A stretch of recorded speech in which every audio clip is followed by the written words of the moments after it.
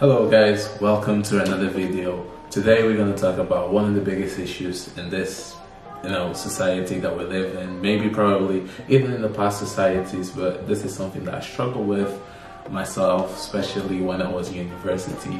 I would always find myself procrastinating. So yeah, the topic that we're going to talk about today is procrastination. What is procrastination, how to stop it, and what are the mechanisms that I have in place nowadays to stop me from procrastinating. So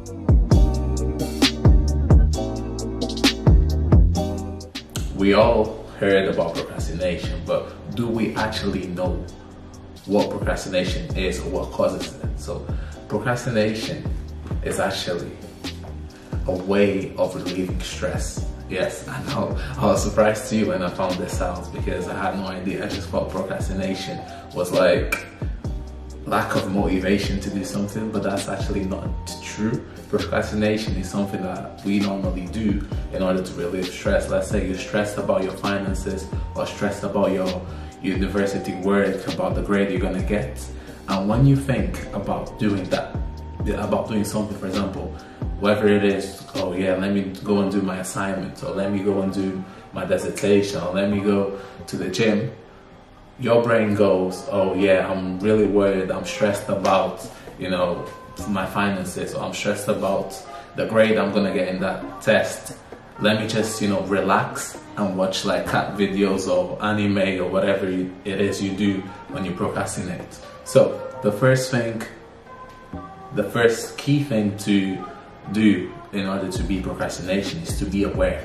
To be aware about what it is that you're stressing about, and be honest with yourself. For example, if you're stressing about your finances, you can say, okay, I know that my finances are not the place that they should be, and I'm stressed about it, but it's okay. I'm gonna try and do my best. I'm gonna do the little things, in order to improve my finances. Procrastination is a habit.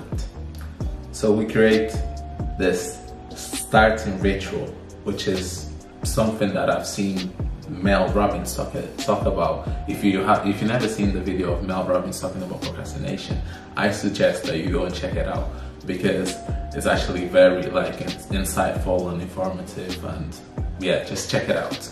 And she has this thing that she calls the 5-second rules, which is basically that there is a 5-second rule window when you have an idea or when you have a thought of doing something.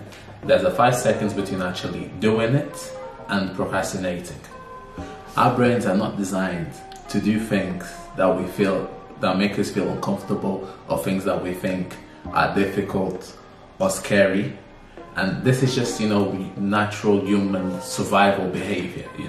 This is how animals stay alive. The instinct of survival instinct. Yeah, that's our survival instinct basically. Because whenever we face something that makes us feel scared or actually makes us feel, uncomfortable, our brains are designed to get us away from those things and stop those negative feelings from occurring. And the 5-second rules is basically counting 5 seconds but backwards. So you go 5, 4, 3, 2, 1. Instead of counting 1, 2, 3, 4, 5, you do it backwards. It takes a few times for you to get to be able to say it fast. But yeah, whenever you have a thought or a feeling that you want to do something, for example, you want to go to the gym and you don't feel like it today, you go 5, 4, 3, 2, 1. And then what this does is, this is breaking what is called the habit loops that are encoded in our closed loops patterns in our basal ganglia. Now, I know I'm using big words here, so I'm just gonna clarify what that is. Our basal ganglia is basically where our feelings and emotions are stored, and every habit that we have, which is simply, an habit is simply just repeated behavior that you do without thinking.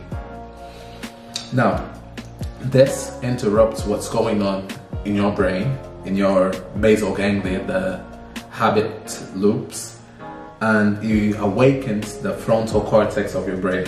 And that is the part of the brain that needs to be awakened for you to change your behavior when you're making new habits and stuff like that. And when you stop and think about the 5-second rules and you research more about it, you go and see that the troops, like the army troops, they use this, like everybody goes 5, 4, 3, 2, 1, and then they do whatever exercises they need to do. Or even when we were kids, if you stop and think about it, like teachers, or even in assemblies, whenever teachers they wanted to speak or wanted us to be silent, they'll go 5, 4, 3, 2, 1, and then everybody will be silent. Why? Because that awakens the brain. It gets your attention.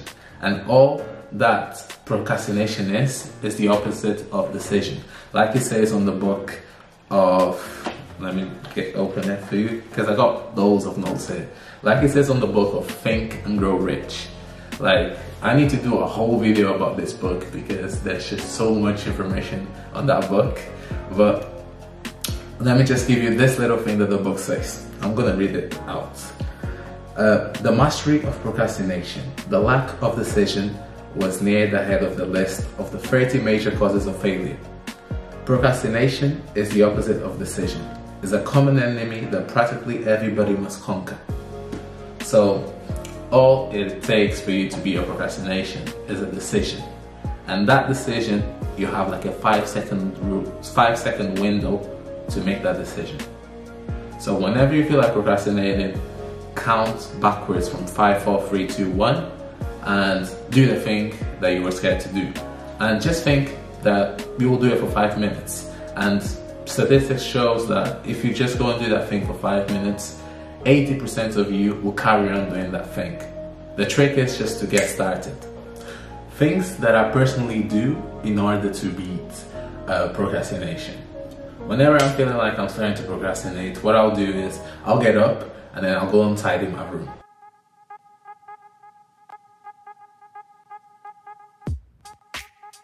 This triggers the sense of accomplishment and it just starts the momentum in order to do more and more and more. And yeah, and then after, you know, I have cleaned my room, tidied everything up, you know, grabbed the broom and swept the floor, then I'll sit down in my chair and try and do some work. And believe it or not, when you clean your room, it's like you're kind of cleaning your mind. It helps you to concentrate, refocus, and go and do the work. Now, second thing that I do when I start to procrastinate is I try to improve or set the right ambient, the right environment you need to work in. And I'll show you what I mean. So when I do this, what I'm trying to actually achieve is make it a little bit more pleasant, the task that I have to do, by setting up the right environment, because it's already something that I don't naturally want to do. So by doing this extra things in order to make it a little bit more pleasant and nice to do, helps me ease myself into doing those things. The first thing that I do whenever I'm feeling like I'm procrastinating, I'll do a few push-ups, like 10, 20 push-ups, just to get the blood flowing and release some endorphins into the blood or whatever and make me feel good. And as you may know, like I said, procrastination is a way of relieving stress. So if you relieve your stress some other way, then you don't really have the need to procrastinate as much. And no, this is the end of the video, because this video could be a lot longer, but I don't want to tire you out because there's a lot of information. I hope you've enjoyed this video, and if you have, like I always say, leave a thumbs up because it helped me spread the message, help more people. And also share the video with your friends, because I feel like this is something that all of us suffer with, some more than others. And I'm sure a lot more people can find this content beneficial for them. And as usual, I'll see you on the next, wait for it, video.